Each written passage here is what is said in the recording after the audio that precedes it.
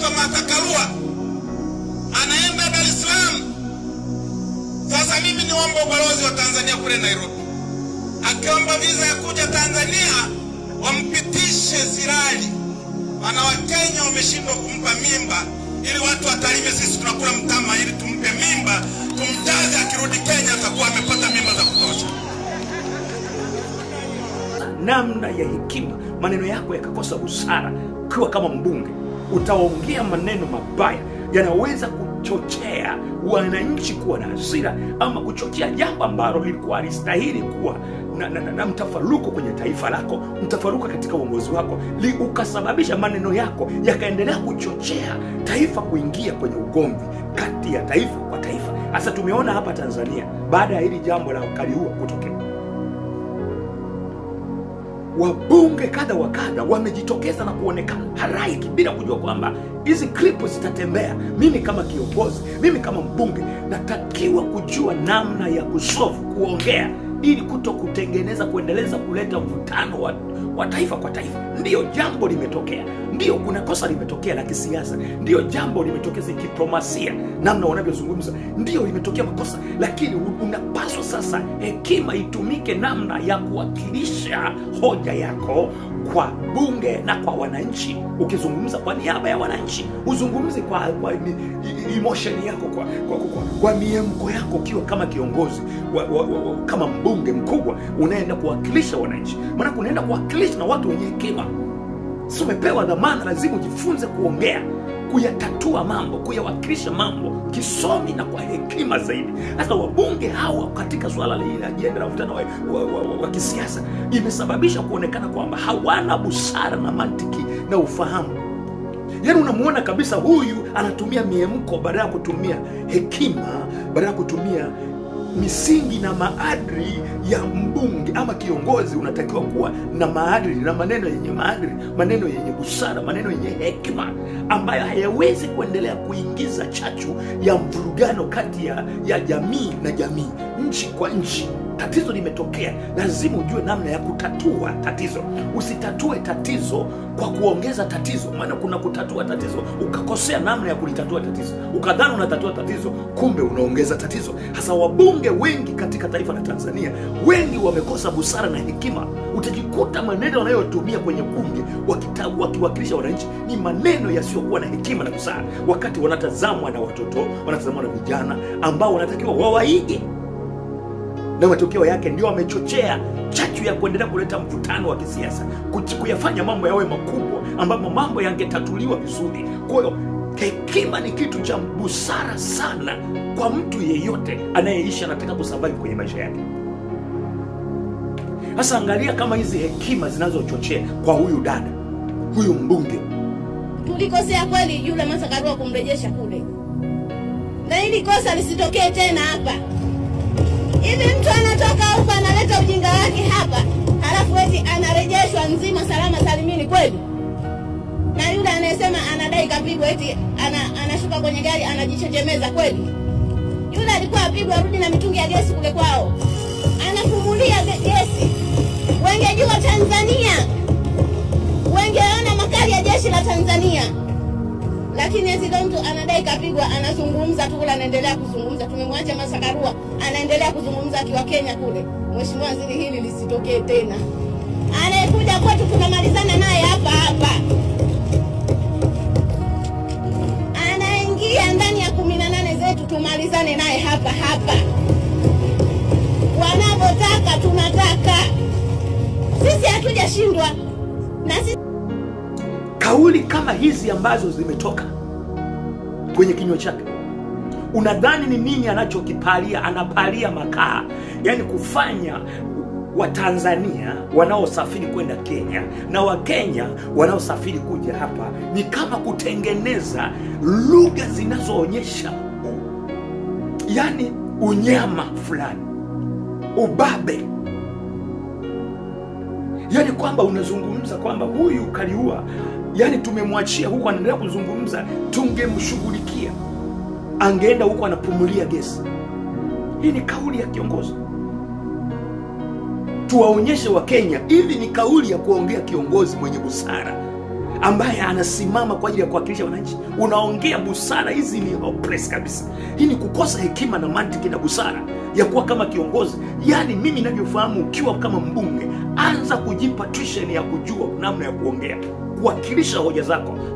Utakuwa uwe na hekima, usiendelee kuyafanya mambo yawe mabalaa makubwa, kuwafanya watu wengine kwa sababu ya miemko yako. Ukiwa kama kiongozi umepewa nafasi na wananchi wako, lakini unaanza kutumia maneno yako kuanza kuchochea wananchi wapate hasira. Sasa hapo unataka kufanya sasa kupitia maneno hayo waone Kenya kwamba na wenyewe wakijibu kwa njia hiyo, inaweza tu isiwe kama ni viongozi wa Kenya, wananchi wao tu kwa kauli kama hizo, kwa sababu nao watachukulia kwamba ni ndugu yao, ni Mkenya. Unamwambia tungemshughulika, tungemnyosha, tuwaonyeshe, angeenda kwao akasimulia, akapumbia sisi na nini. Hiki ndicho ninachosema, sio kwamba Kaliua hana makosa, lakini wewe je, ambaye wewe kama kiongozi umekosewa, umekosaje hekima mpaka unaendelea kutumia maneno makali yanayoweza kuchochea nchi kwa nchi zikagombana? Yaani hawa wabunge ndio hawastahili kabisa, kuhakikisha kwamba hawastahili kabisa. So, lakini pia angalia kauli nyingine ya huyu mtu. Hekima, yani hekima imekosekana kwa viongozi wa serikali. Asangalia mzee kama huyu ambaye anaropoka upumbavu na ni ujinga. Hekima kama hii ni ya kijinga kabisa. Mwanamke mmoja anaitwa Martha Karua anaenda Dar es Salaam. Sasa mimi niombe ubalozi wa Tanzania kule Nairobi, akiomba visa ya kuja Tanzania wampitishe Sirali. Ana Wakenya wameshindwa kumpa mimba ili watu watalime, sisi tunakula mtama ili tumpe mimba, tumjaze, akirudi Kenya atakuwa amepata mimba za kutosha.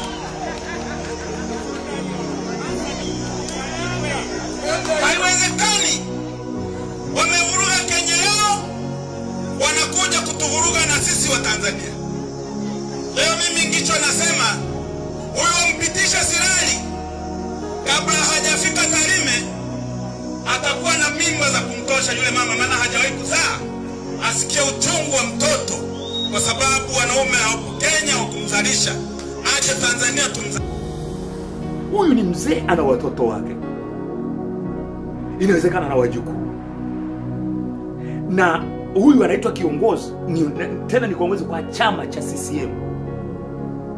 Hivi kauli kama hii unaweza ukaziangalia kabisa, anazisema mbele za watu wenye akili na busara. Kiongozi huyu, ukweli huyu anastahiki, huyu anajua maadili na hekima.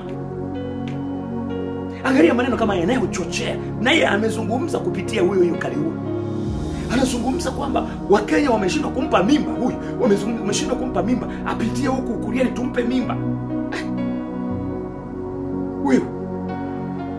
Wewe ni baba kabisa wa familia, una watoto, ni baba kabisa wa familia, unatoa speech kama hizi, umekosa hata maadili kwenye kinywa chako. Lile neno la kusema apitie huku tumuonyeshe huyu Kaliua, Wakenya wameshindwa kumpa mimba, apitie huku Kuriani, huku sisi tumpe mimba, Ukuria huku tumpe mimba, apate uchungu wa kuzaa. Hii ni lugha gani chafu? Ustahili kuwa kiongozi kwenye taifa hili la Tanzania. Unavunja maadili, hekima huna, ustahili kabisa.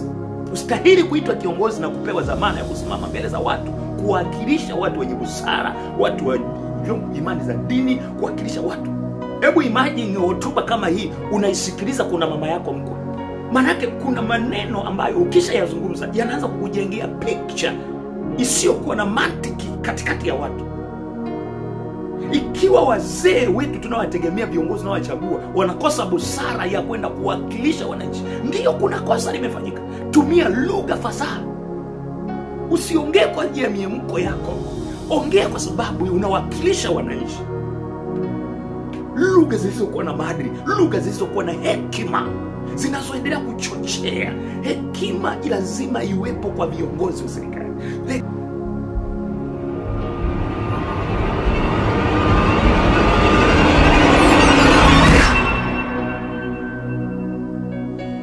Shalom, Bwana Yesu asifiwe sana, wana na binti za Mungu. Kwanza tena ni kusalimu katika jina la Yesu Kristo wa Nazareti, mahali pale ambapo uko unapotazama na kuifuatilia katika bara la Ulaya, bara la Afrika. Nichukue nafasi hii kusema kwamba Mungu akubariki ambaye umeendelea kuwa rafiki yangu, umenishika mkono kwa namna yoyote kwenye changamoto zote, bado nazidi kukukumbusha kwamba mimi ndiye mtumishi ambaye nategemea nguvu yako sana kusimama kwenye huduma hii, kuendeleza kwenye huduma hii kwa njia ambazo nazitumia kuescape mambo mengine ya kimwili, mambo mengine ya kiroho, mambo mengine ambayo ni ya Mungu ametupa akili namna ya kupambana na hizi changamoto. Kwa hiyo ambacho tunakusina kukuomba wewe concentrate tu kuangalia zile namba zinazopita hapo. Ndicho ninachoomba sana. Achana na vitu vingine. Ninachokuomba sana wewe concentrate kupitia hizo namba zinazopita hapo. Zinanisaidia kwa popote pale ninapokuwa. Una wakati mwingine Elia alikimbia mahali fulani, kukimbia au kwenda mahali fulani au kukaa sehemu fulani. Kuna wakati mwingine lazima itumike akili ya kibinadamu kupambana na shetani ama kupambana na adui yako. Kuna wakati mwingine unahitaji kutumia utashi, kutumia akili yako uliyopewa na Mungu. Biblia inasema Mungu anafanya kazi na wenye akili. Kwa hiyo mtu wa Mungu, kupitia dhoruba tulizonazo hizo, tunatumia ufahamu ambao Mungu ametupatia. Biblia inasema yueni na akili kama nyoka, wapole kama ua. Maana yake ni nini? Katika dhoruba na changamoto tulizonazo za dunia hii ya leo, tukiwa kama watumishi wa Mungu, tunakabiliwa na vitu vingi sana kwenye maisha yetu. Kwa lazima ujue kwamba kinachohitajika hapa ni kuweza kujua mbinu gani utahitajika kuescape, kuendelea kutembea katika safari ya kumtumikia Mungu sana. Sio kwamba tunaogopa, isipokuwa Mungu ametupa ufahamu na akili. Kwa hiyo mimi sitaki kukuambia sana, utakuwa umenielewa wewe uliye wa kiroho. Natamani nikwambie tu kwamba ninachokusina kukuomba kupitia hizo namba za simu zinazopita hapo, ninaomba sana support yako, ninaomba sana mchango wako. Hakikisha unasimama pamoja nami katika damu ya Yesu Kristo wa Nazareti. Amen. Sasa sikiliza vizuri. Masaa haya natamani niombe pamoja na wewe. Leo nataka nizungumze juu ya hekima. Nazungumza juu ya hekima kupitia mifano kadha wa kadha. Funika macho yako tupate kuomba. Mfalme wa wafalme, ninakushukuru kwa neema yako ya pekee ambayo umenipa. Nahitaji kusema na watu wako, kubadilisha maisha ya mtu mmoja. Umenitumia kama chombo kwa muda mrefu na watu wanaweza kubadilishwa. Mungu, nipa maarifa juu ya kupeleka ujumbe wako bila kunitumia. Asante Mfalme kwa sababu umesikia katika jina la Baba na Mwana na Roho Mtakatifu. Amen. Sasa sikiliza vizuri mtu wa Mungu. Katika Methali 8 na ule mstari wa kwanza, Biblia inasema, je, hekima ufahamu hatoi sauti yake juu ya mahala palipoinuka, karibu na njia, penye njia panda, ndipo asimamapo karibu na malango, mahali pa kuingia mji, mahali pa kuingilia malango, anapopiga kelele, enyi watu, nawaita ninyi na sauti yangu kwa wanadamu. Enyi wajinga, fahamuni ulevu, nanyi wapumbavu mpate moyo wa ufahamu. Sikieni, maana nitasema yaliyo mazuri,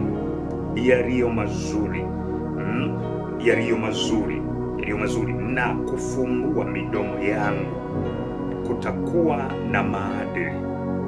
Huyu hekima, kufungua midomo yangu, atafungua kwa maneno mazuri. Umeelewa vizuri? Lakini kufungua mdomo kwa maadili, maneno yenye maadili. Inapozungumza maadili, maana yake utakuwa unaelewa maneno yenye maadili. Maana yake mtu yeyote akikosa hekima hawezi kukosa maneno yenye maadili, atakosa maneno yenye maadili. Maana yake mtu yeyote akikosa hekima inakufanya ukiwa nayo uzungumze maneno yenye maadili.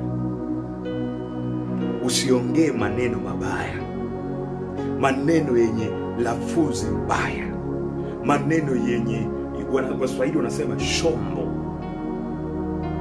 maneno yenye kuchochea hasira, maneno yenye kuchochea hisia mbaya. Kwa hiyo mtu mwenye hekima, kuna mambo mawili tunayaona hapa ambapo unaambiwa hekima huwa analia, anaongea, huwa anatoa sauti. Na sauti zake sasa ndani yake utakuta kugundua kwamba hapa anasema, enyi wajinga, fahamuni uelevu, nanyi wapumbavu mpate moyo au ufahamu. Sikieni, maana nitasema yaliyo mazuri, Manake huyu ni mwenye hekima, atasema maneno mazuri. Ukiwa na hekima, kinywani mwako uweze ukasikiliza ukaongea maneno yenye kuudhi mtu mwingine.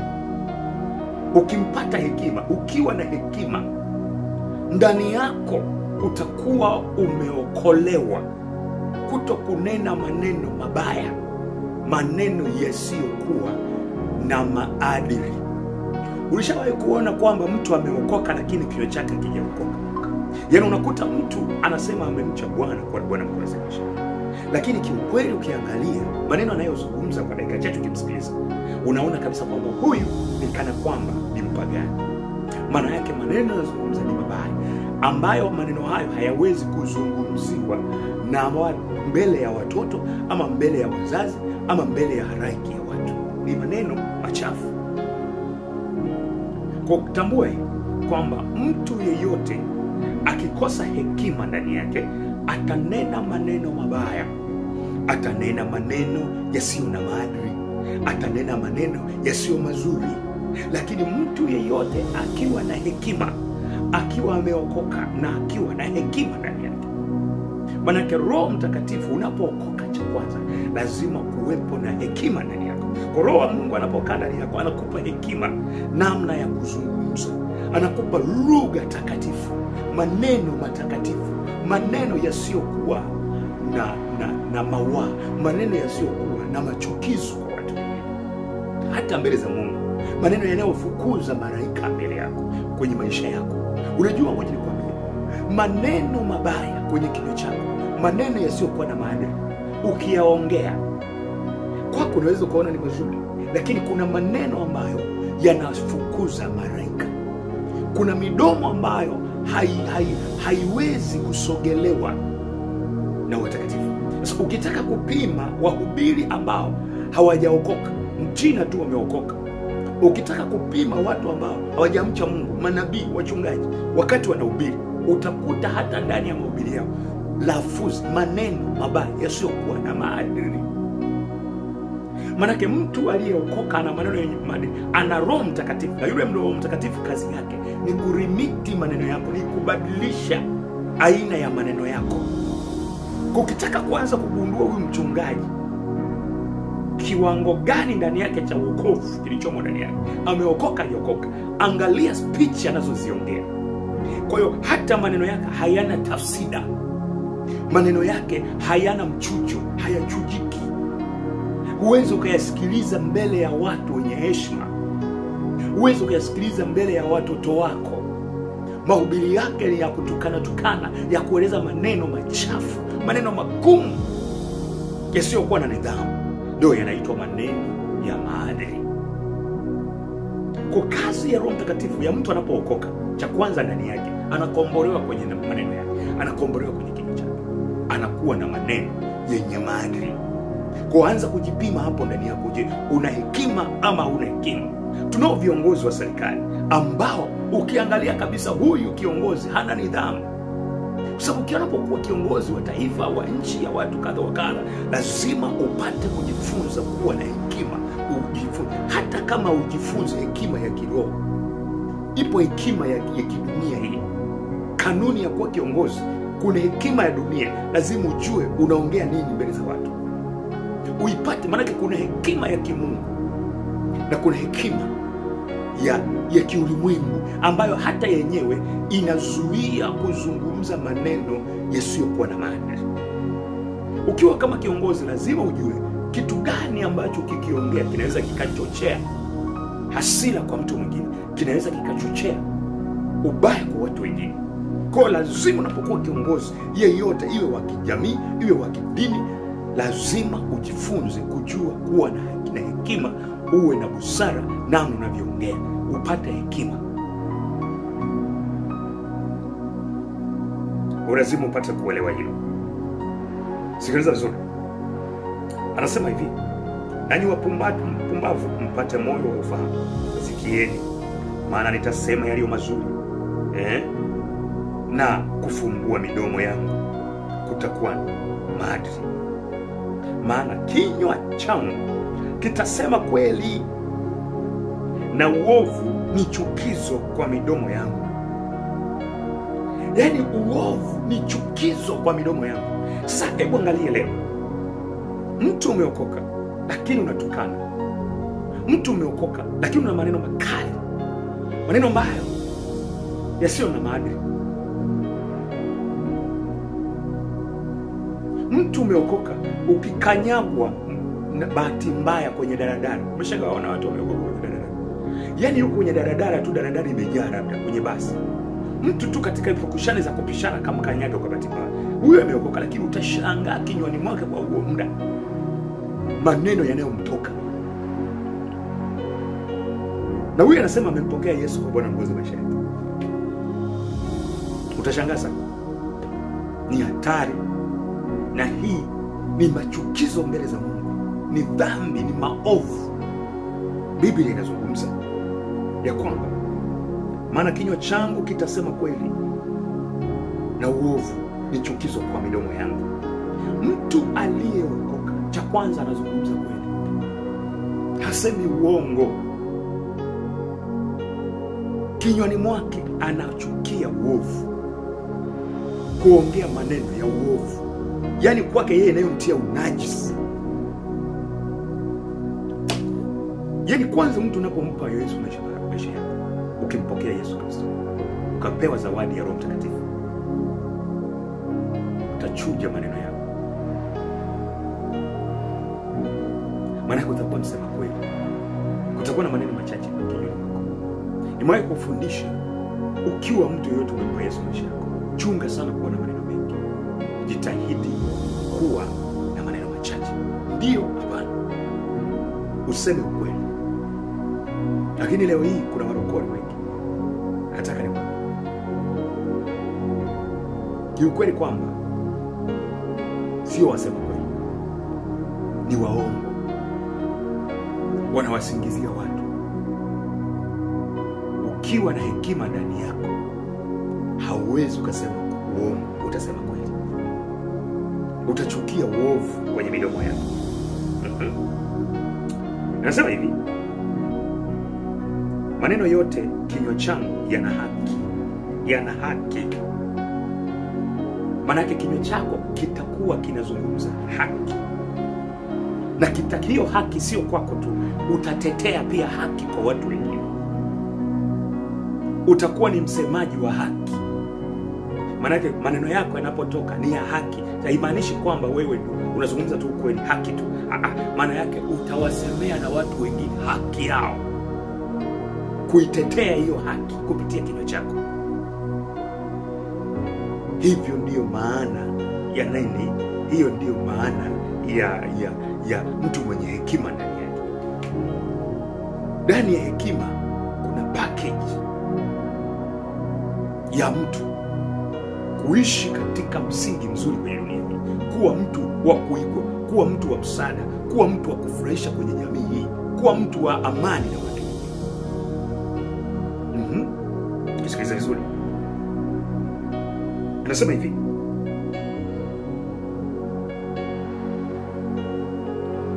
hapana hata neno lililopotoka au la ukaidi yote umwelea yule afahamuye yote, uelekea mbele yao waliopata maarifa.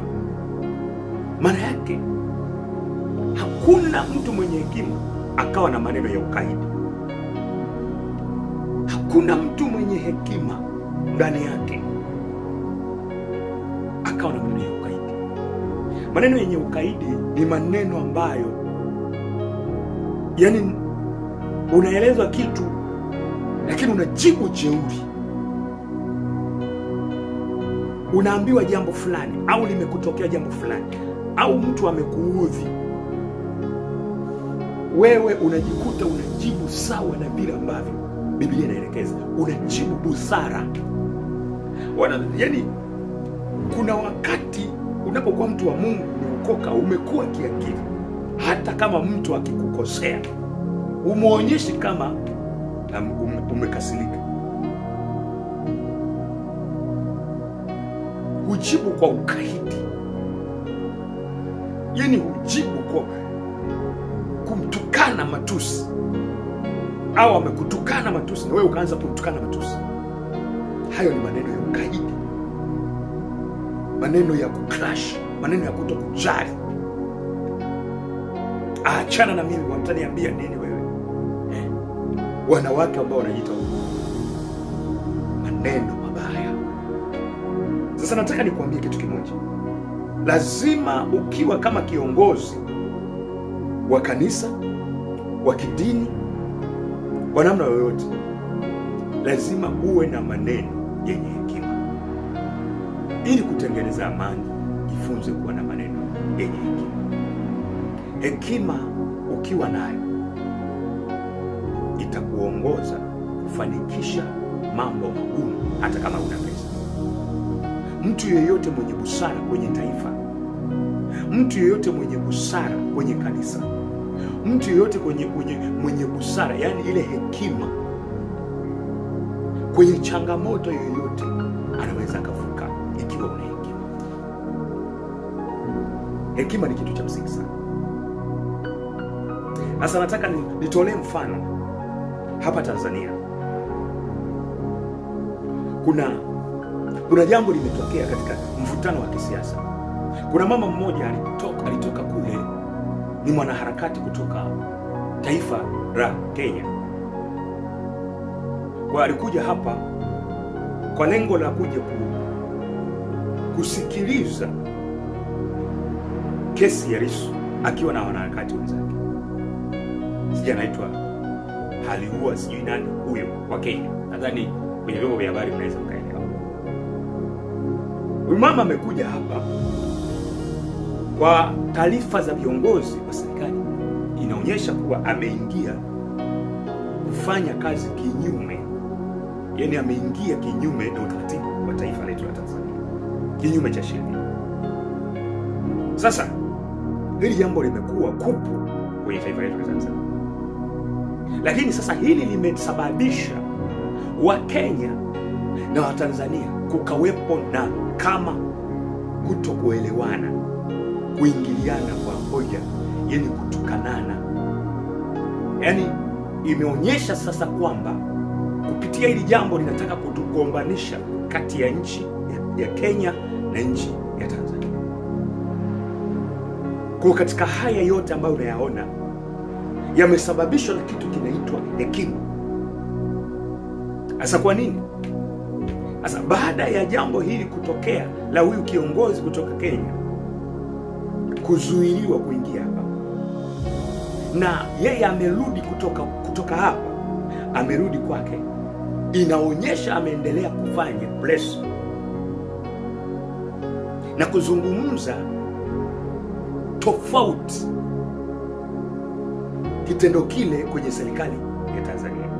Sasa kinachochochea ni nini? Manake kula amekwenda, alipaswa yeye kuweza kutumia hekima sasa, ili kusiwepo na uadui, yani kupitia yeye asija kasababisha kukawepo na uhasama wa taifa la Kenya na taifa la Tanzania. Kwa sababu haya mataifa tunategemeana, tunaingiliana katika hali ya mambo ya kifedha, kiuchumi na biashara mbalimbali. Kwa hiyo hapa kilikosekana hekima kwa Haliua huyu mwanadada.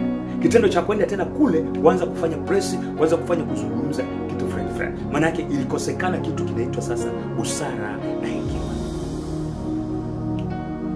Kwa hekima inapopatikana, jambo lolote lile kwenye changamoto, hekima ina solve. Hekima inaweza kutambua hiki sasa hivi sipaswi kukiongea. Kwa hiki nikikiongea, niongee hivi, nisikaongea hivi, ili kutokusababisha changamoto kadha wa kadha kwa watu wengine kwenye jamii. Kiongozi yeyote akikosa hekima anaweza akasababisha machafuko. Kiongozi yeyote akikosa hekima ya kinywani mwake, maneno yanayotoka kinywani mwake yanaweza kusababisha machafuko kwenye taifa kwa taifa. Kwa kunahitajika hekima na kujua niongee kitu gani. Muda huu nisinene hiki. Okay, limetokea hili sasa, basi naweza jibu hivi au muda huu hapana, sitaki kujibu, nataka ninyamaze. Hiyo inaitwa hekima. Hekima inazungumza kwa vitendo. Hekima ni busara, hekima ni kubwa. Hekima inaweza ikakuvusha mahali fulani.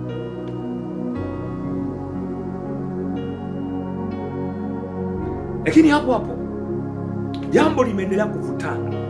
Vijana wajenzi, vijana wadogo, vijana wenye mihemko, wasioweza kuyachanganua mambo, wasiokuwa na busara. Sasa kupitia hili jambo linaleta mihemko, emotion ambayo inasababisha mtafaruko wa taifa. Na hapa tumekuja kugundua wabunge wa taifa la Tanzania, wengi wao ni wabunge lakini hawasimami kama wabunge. Hawana ueledi, kwenye ufahamu wao ni mdogo juu ya uongozi. Maadili ya kiongozi hawayajui, kwa sababu maadili ya kiongozi yeyote anayeongoza, ukiwa kama mbunge mwenye CV kubwa kama hiyo, mbunge unaenda kuwakilisha wananchi, hata kama umelelewa familia ambazo hazina maadili, lazima ujue ukishapewa dhamana ya kuwa kiongozi, lazima uanze kuwa na kujifunza kuwa na hekima ya kuongea. Kwa sababu kiongozi kama mbunge ambaye unatazamwa na serikali, unatazamwa na wananchi, ukikosa namna ya hekima, maneno yako yakakosa busara, ukiwa kama mbunge utaongea maneno mabaya yanaweza kuchochea wananchi kuwa na hasira, ama kuchochea jambo ambalo lilikuwa halistahili kuwa na mtafaruko kwenye taifa lako, mtafaruko katika uongozi wako, ukasababisha maneno yako yakaendelea kuchochea taifa kuingia kwenye ugomvi kati ya taifa kwa taifa. Sasa tumeona hapa Tanzania, baada ya hili jambo la Kaliua kutokea, wabunge kadha wa kadha wamejitokeza na kuonekana halaiki bila kujua kwamba hizi clip zitatembea. Mimi kama kiongozi, mimi kama mbunge, natakiwa kujua namna ya kusolve, kuongea, ili kutengeneza, kuendeleza, kuleta mvutano wa taifa kwa taifa. Ndio jambo limetokea, ndio kuna kosa limetokea la kisiasa, ndio jambo limetokea kidiplomasia, namna wanavyozungumza, ndio limetokea makosa. Lakini unapaswa sasa hekima itumike namna ya kuwakilisha hoja yako kwa bunge na kwa wananchi. Ukizungumza kwa niaba ya wananchi, uzungumzi kwa emotion yako, kwa miemko yako, ukiwa kama kiongozi kama mbunge mkubwa unaenda kuwakilisha wananchi. Maana unaenda kuwakilisha na watu wenye hekima. Sio umepewa dhamana, lazima ujifunze kuongea, kuyatatua mambo, kuyawakilisha mambo kisomi na kwa hekima zaidi. Sasa wabunge hawa katika swala la ajenda la mvutano wa kisiasa imesababisha kuonekana kwamba hawana busara na mantiki na ufahamu. Yaani unamuona kabisa huyu anatumia miemko badala ya kutumia hekima, badala ya kutumia misingi na maadili ya mbunge ama kiongozi. Unatakiwa kuwa na maadili na maneno yenye maadili, maneno yenye busara, maneno yenye hekima, ambayo hayawezi kuendelea kuingiza chachu ya mvurugano kati ya jamii na jamii, nchi kwa nchi. Tatizo limetokea, lazima ujue namna ya kutatua tatizo. Usitatue tatizo kwa kuongeza tatizo, maana kuna kutatua tatizo ukakosea namna ya kulitatua tatizo, ukadhani unatatua tatizo, kumbe unaongeza tatizo. Hasa wabunge wengi katika taifa la Tanzania, wengi wamekosa busara na hekima. Utajikuta maneno wanayotumia kwenye bunge wakiwakilisha wananchi ni maneno yasiyokuwa na hekima na busara, wakati wanatazamwa na watoto, wanatazamwa na vijana ambao wanatakiwa wawaige. Na matokeo yake ndio wamechochea chachu ya kuendelea kuleta mvutano wa kisiasa, kuyafanya mambo yawe makubwa ambapo mambo yangetatuliwa vizuri. Kwa hiyo hekima ni kitu cha busara sana kwa mtu yeyote anayeishi, anataka kusurvive kwenye maisha yake. Sasa angalia kama hizi hekima zinazochochea kwa huyu dada, huyu mbunge, kauli kama hizi ambazo zimetoka kwenye kinywa chake, unadhani ni nini anachokipalia? Anapalia makaa, yani kufanya Watanzania wanaosafiri kwenda Kenya na Wakenya wanaosafiri kuja hapa ni kama kutengeneza lugha zinazoonyesha yani unyama fulani, ubabe. Yani kwamba unazungumza kwamba huyu Kaliua, yani tumemwachia huko anaendelea kuzungumza, tungemshughulikia, angeenda huko anapumulia gesi. Hii ni kauli ya kiongozi. tuwaonyeshe wa Kenya hivi ni kauli ya kuongea kiongozi mwenye busara ambaye anasimama kwa ajili ya kuwakilisha wananchi. Unaongea busara, hizi ni hopeless kabisa. Hii ni kukosa hekima na mantiki na busara ya kuwa kama kiongozi. Yaani mimi ninavyofahamu, ukiwa kama mbunge, anza kujipa tuition ya kujua namna ya kuongea, kuwakilisha hoja zako. Utakuwa uwe na hekima, usiendelee kuyafanya mambo yawe mabalaa makubwa kuwafanya watu wengine kwa sababu ya miemko yako. Ukiwa kama kiongozi umepewa nafasi na wananchi wako, lakini unaanza kutumia maneno yako kuanza kuchochea wananchi wapate hasira. Sasa hapo unataka kufanya sasa kupitia maneno hayo waone Kenya kwamba na wenyewe wakijibu kwa njia hiyo. Inaweza tu isiwe kama ni viongozi wa Kenya, wananchi wao tu kwa kauli kama hizo, kwa sababu nao watachukulia kwamba ni ndugu yao, ni Mkenya. Unamwambia tungemshughulika, tungemnyosha, tuwaonyeshe, angeenda kwao akasimulia, akapumbia sisi na nini. Hiki ndicho ninachosema, sio kwamba Kaliua hana makosa, lakini wewe je, ambaye wewe kama ni kiongozi umekosewa, umekosaje hekima mpaka unaendelea kutumia maneno makali yanayoweza kuchochea nchi kwa nchi zikagombana? Yaani hawa wabunge ndio hawastahili kabisa kuhakikisha kwamba hawastahili kabisa.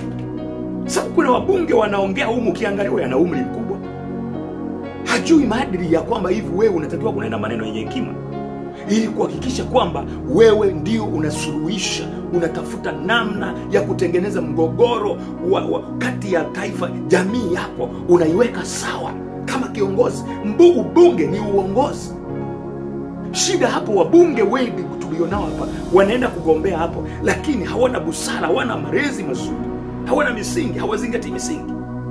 Kuna maneno, kuna hoja wanazijenga, zinakuwa zinaenda kuaffect wananchi wa hali ya chini. Sasa angalia kama hizi lugha kama hizi za huyu mama hazistahili kabisa kwenye jamii, kwenye serikali ya kuwa kama viongozi. Hazistahili watu kama hao wenye lugha kama hizi chafu, mbaya, zinazochochea magomvi. Swala la Kaliua ilikuwa ni kunamna ya kulitatua kwa busara. Tumia lugha yenye hekima, tumia lugha yenye tafsida, tumia lugha iliyopoa, kwa sababu wewe ni kiongozi. Swali na sasa nikuulize, umesafiri wewe kama hapo ambaye unazungumza maneno hayo, umefika Kenya, hivi wa Kenya watakuachia wewe kwa kauli hii? Imetokea umeugua au umefanya hivi, imekulazimisha kwenda nchi ya Kenya kwenda kupata matibabu, na ndio sehemu ambapo unakuta Mungu atakufanyia jambo ili uweze kwenda wapi ukatibiwe, kwamba lazima ili upone. Tanzania imeshindikana, unatakiwa kwenda Kenya. Tunategemeana.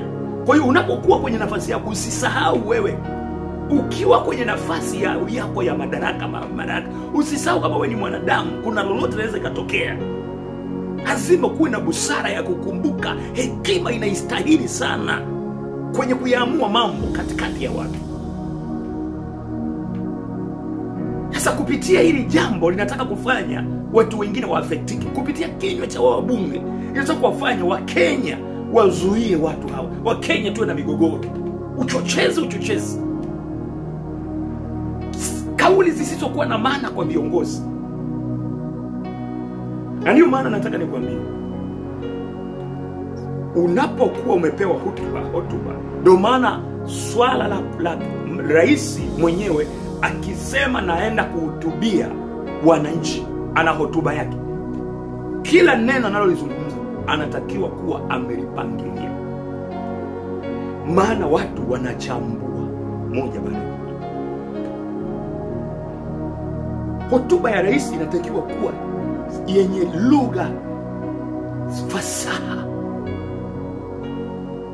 Ndio maana kuna kipindi nilizungumza habari ya rais, nikasema kwa lugha ile yasema kwamba kanisa, viongozi wa dini, yani msiingilie hivi, ibaki kuwa hivi na hivi na hivi.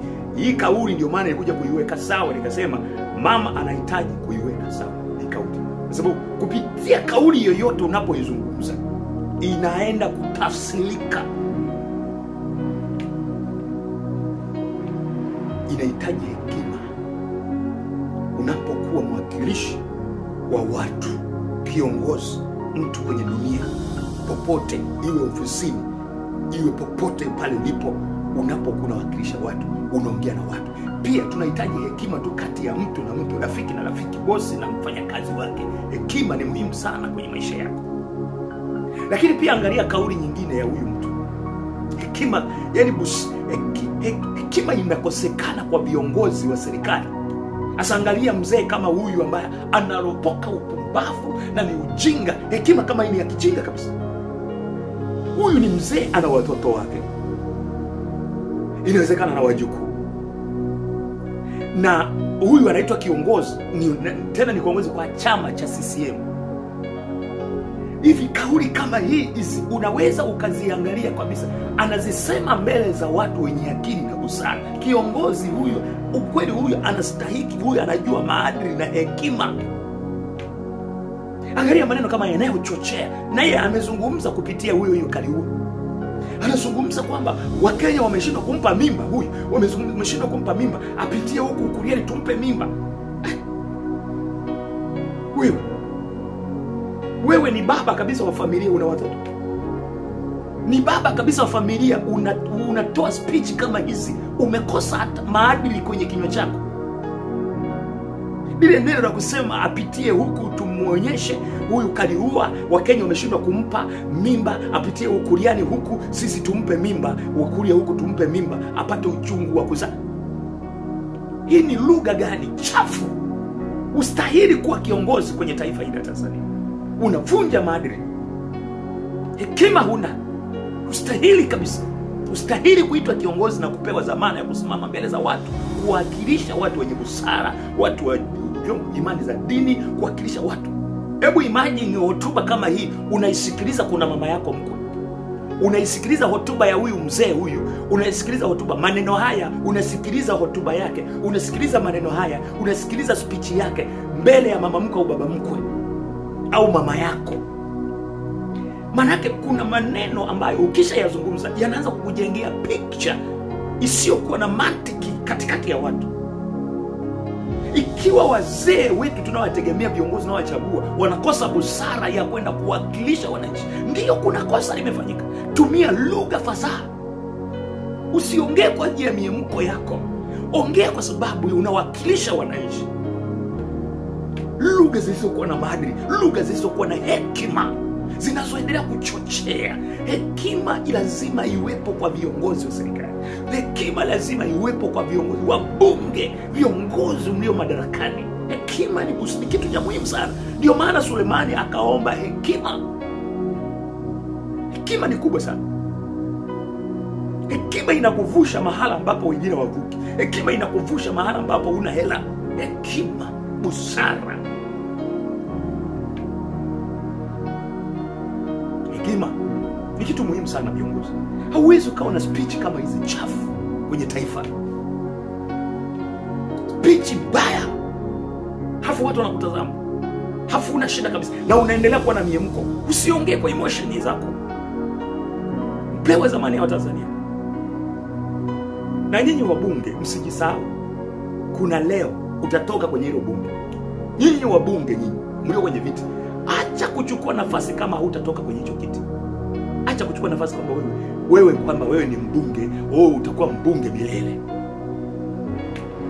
Jifunze kutuzungumza kitu kenye busara na hekima, kwa sababu unajua kuna siku utakuwa uraiani. Kuna maisha ya kesho, huwezi kujua. Kuna wangapi walikuwa na vyeo lakini vimepotea. Wamebaki wanadai msaada kwa watu wa chini. Kwa hiyo hekima ni kubwa, inahitajika hekima. Usiendelee kuchochea. Sasa hekima kama hii turudi. Waambieni Wakenya wameshindwa kumpa siji mimba Kaliua. Sasa waambieni apitie huko Kenya tumpe mimba. Hivi unadhani kama Wakenya wametukana, ndio wanamtukana mama, ndio wanamtukana mama Samia, ndio, na wewe kama wao cheese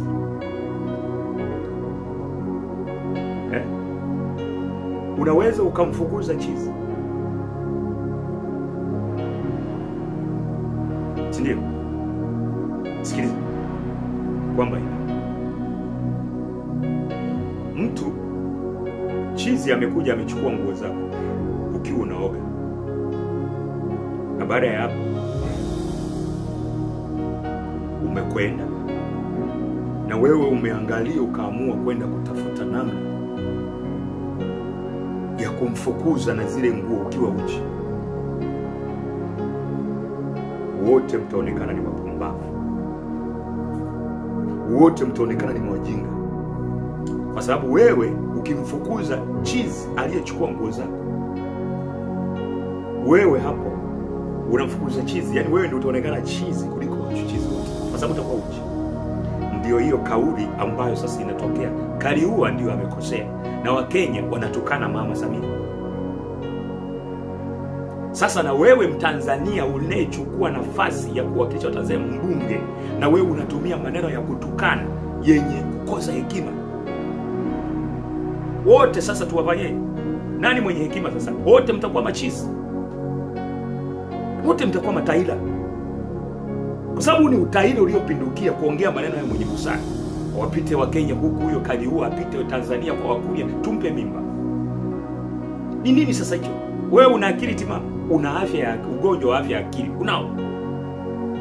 Umevaa shati la CCM kama mwakilishi, lakini afya ya akili haiko sasa. Tatizo kubwa sana. Na wabunge wengi sana nimeanza kuwagundua hapa, kwa sababu ukifuatilia sana speech za wabunge wengi ni kama zenye miemko, lakini zinasindikizwa sana na ugonjwa wa afya ya akili. Afya ya akili inawasumbua watu wengi sana. Busara na hekima hiyo. Kwa hiyo hekima ni muhimu sana kwenye taifa, ukiwa kama kiongozi au mahala popote, ofisini na kila mahali. Hekima ni muhimu sana, na ndiyo maana Suleiman aliomba hekima. Asa ukisoma vizuri kitabu utakuja kugundua Sulemani aliomba hekima kwa sababu alijua thamani ya hekima, faida ya hekima. Ngoja nikupe swala hili. Kwa nini hekima? Kwa nini Sulemani alitajirika? Sulemani alitajirika kwa sababu ya hekima aliyoiomba. Watu wa mataifa, yani nchi kadha wa kadha, zilikuwa zinapata migogoro kama hii ya kisiasa, diplomasia, wanashindwa namna ya kutatua migogoro hii. Mataifa kadha wa kadha. Sasa nataka kuonyeshe kilichomfanya Sulemani akawa tajiri. Hicho kilichomsababisha kikaongeza utajiri wake. Sasa wale waliokuwa wafalme wanakosa namna ya kutatua changamoto za kisiasa, za uchumi, njaa kwenye mataifa yao enzi hizo. Lakini walikuwa wanaangalia taifa la Sulemani, ndani ya Sulemani, kwa sababu Sulemani alikuwa tajiri, mwenye hekima.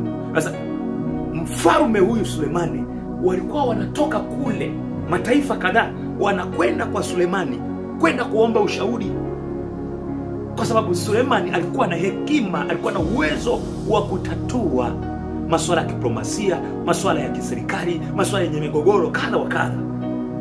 Sasa walikuwa waendi hivi hivi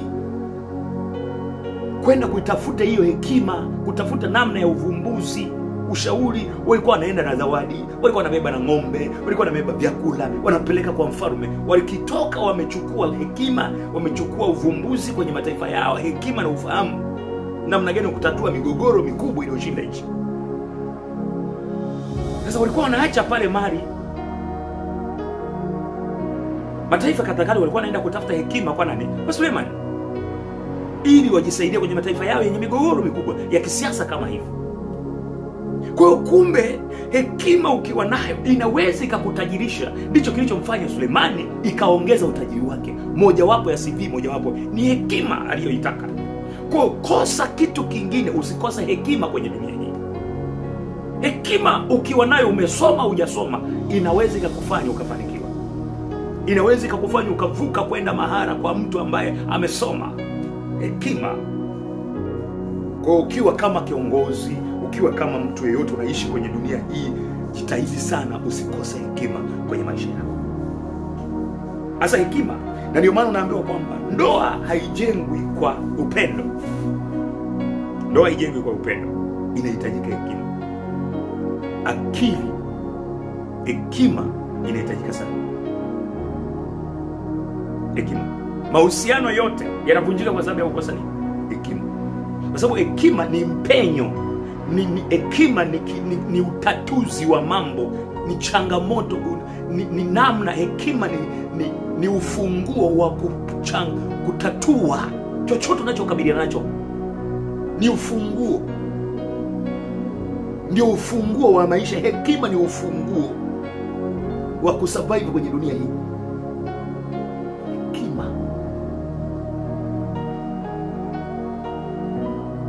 Hekima. Ndio maana hapa nimekusomea hili neno, lakini nataka nikusomee tena hili andiko.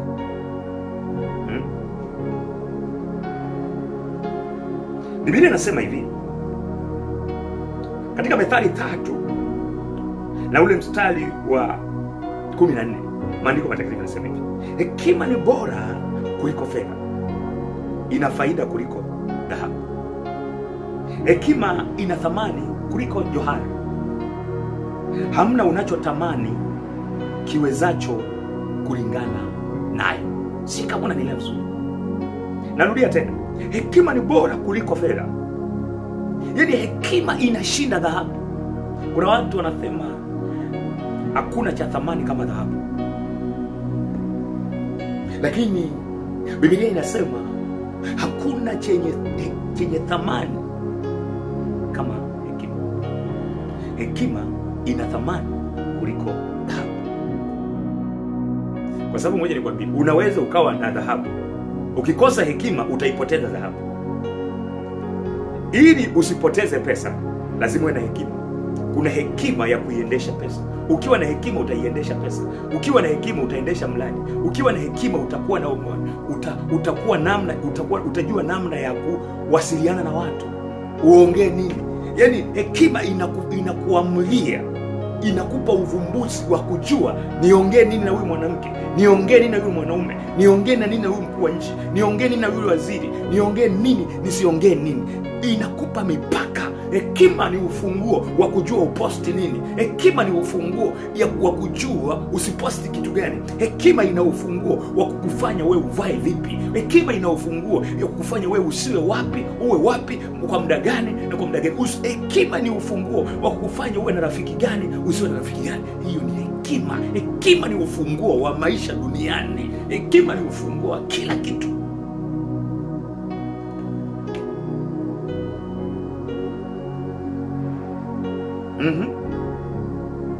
Anasema ina faida kuliko dhahabu. Hekima ina thamani kuliko johari. Hamna unachothamani kiwezacho kulingana na. Kipi unatamani? Tamani kuwa na hekima. Migogoro mingi inatokea kwenye maisha yetu kwa sababu hatuna hekima. Miaka fulani ya nyuma nilipokuwa niko mdogo, nilisoma habari sana ya Sulemani. Nilisoma yote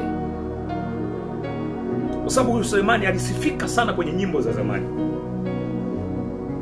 Sulemani ana hekima na hekima. Nilikuwa najiuliza hii hekima nini? Kwa niliposoma habari ya Sulemani mpaka anakuwa tajiri kwa mfalme, iliniinspire sana, ilinipa hamasa. Sasa na mimi katika maombi yangu kwa Mungu nikawa namuomba Mungu nipe hekima. Bwana, nimeamini hekima ukiwa nayo, uwe umesoma haujasoma, nataka nikwambie utasurvive kwenye dunia hii. Mimi nataka nikwambie unanitazama hapa, mimi sijasoma, mimi sina elimu ya darasani. Sasa niangalie hapa vizuri. Ukiniangalia, maana hekima inaweza kukungalisha ukawa kama msomi. Hekima inakufanya ujitambue, ujipambanue. Hekima itakutofautisha na ndugu zako na kaka zako na dada zako na ndugu zako na ukoo wako. Hekima ina package mle ndani. Hekima ni maarifa iliyotosha. Hekima ni package iliyojaza maarifa, busara. Hekima inaleta maarifa. Hekima inaleta busara ndani yake. Hekima imejaza package. Hekima inaleta utajiri. Hekima inaleta connection.